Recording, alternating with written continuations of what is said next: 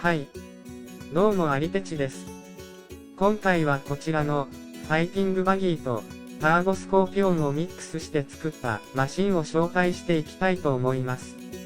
先日タミヤさんから BBX が発表されましたよね。なんかこれと似てますよね。自分もびっくりしましたが、実はこれ、発表前から構想してたものです。ファイティングバギーのボディがかっこいいので、このボディで前後トレーリングアームにしてレトロかつ、よく走るマシンがあったらなと思って作りました。ターボスコーピオンは、もともと盆栽化したものがあったのと、ワイルドワンのフレームは、なぜか持っていたので、あとは、ボディをネットで探して、手頃なのを見つけて入手しました。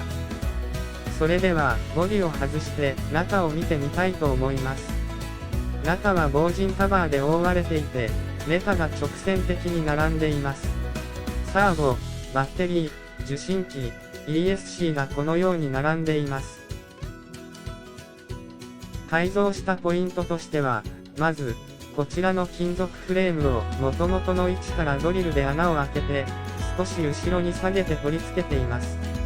こちら金属プレートですが、普通のドリルで穴開けられます。ちょっと硬いので、ドリルの刃を折らないように注意が必要です。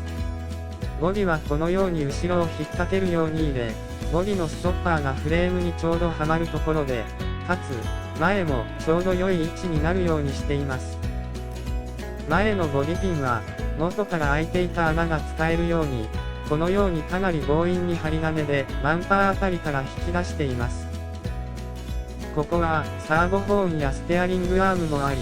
かなり狭いですが、干渉しないようにできています。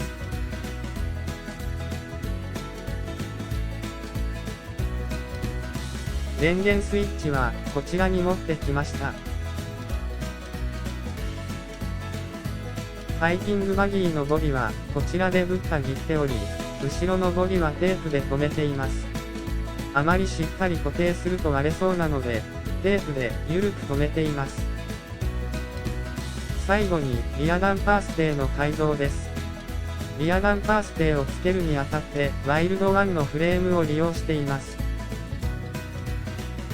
ターボスコーピオンのリアダンパーは、もともとこの位置で付けるようになってますが、ここだと、リアのストロークが小さくなってしまい、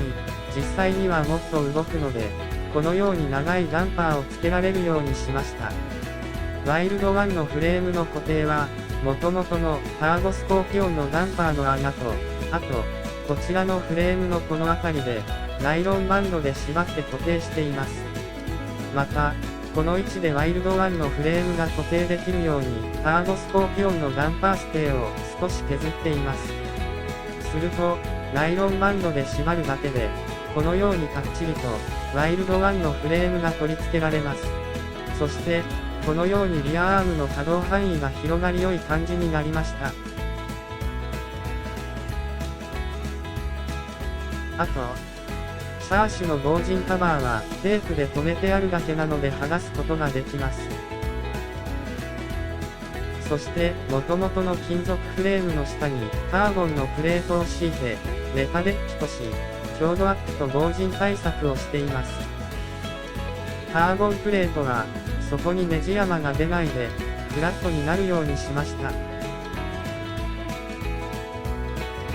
あと、カーボンプレートは、金属フレームの下にすることで少しでも重心が下になるようにしました。